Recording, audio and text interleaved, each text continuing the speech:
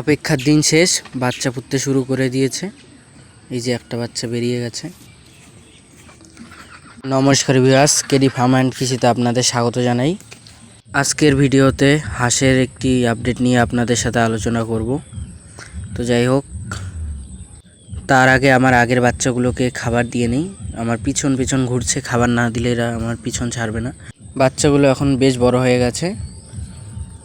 যাই হোক, মূল বিষয় হলো, আপনাদের বেশ কিছুদিন আগে একটা ভিডিওতে জানিয়েছিলাম যে আমার একটি হাঁস কুচে বসেছে। তো তখন এক ভাই কমেন্ট করেছিল যে পাতি হাঁস নাকি কুচে বসে না। হ্যাঁ, এটা সত্যি, এটা আমাদের এখানেও বলে যে পাতি হাঁস কুচে বসে না, কিন্তু সেই ধারণাটা যে ভুল বা ভুল প্রমাণ করতে আমি পেরেছি, সেটাই আজকে এই ভিডিওতে শেয়ার করব।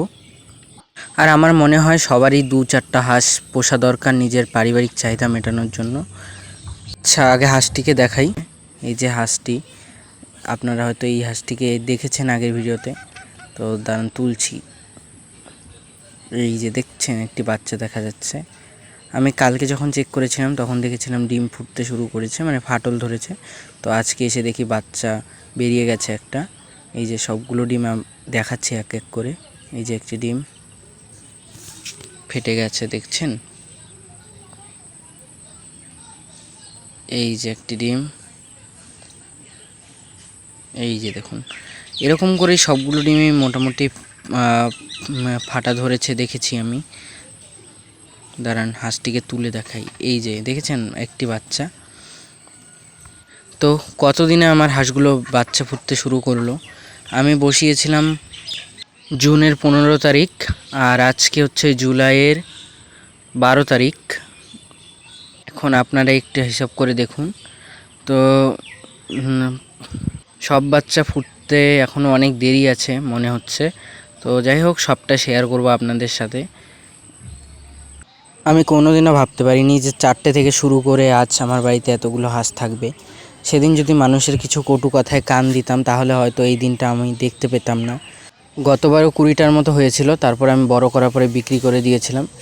এবারও বেশ কিছু আছে। তো যাই হোক, কিছুটা নিজের পরিশ্রম, আর বাকিটা ভগবান যা চাইবেন তাই হবে।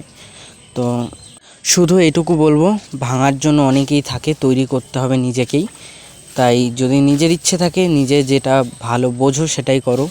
আমি এটাকে আরও বড় করার স্বপ্ন দেখছি, জানি না কতদূর বাস্তবায়ন হবে। তবে হ্যাঁ, ভগবান চাইলে সব সম্ভব।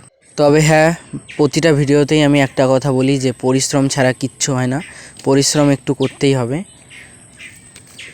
তাহলেই হয়তো সবটা সুন্দর হবে। তো হাঁসটা এখন বাইরে বেরিয়েছে, এসে দেখি 3টে বাচ্চা ফুটে গেছে, আর সবগুলো ডিমের অনেকটা করে ভেঙে গেছে অংশ। তো মনে হয় খুব তাড়াতাড়ি বেরিয়ে যাবে।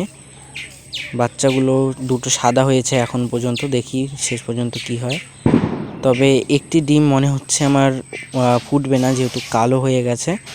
তো দেখা যাক শেষ পর্যন্ত কি হয়, সব শেয়ার করব। তো আজকের ভিডিওটা এই পর্যন্তই। পাশে থাকবেন, কটা বাচ্চা হলো সব জানাবো পরের ভিডিওতে। ধন্যবাদ।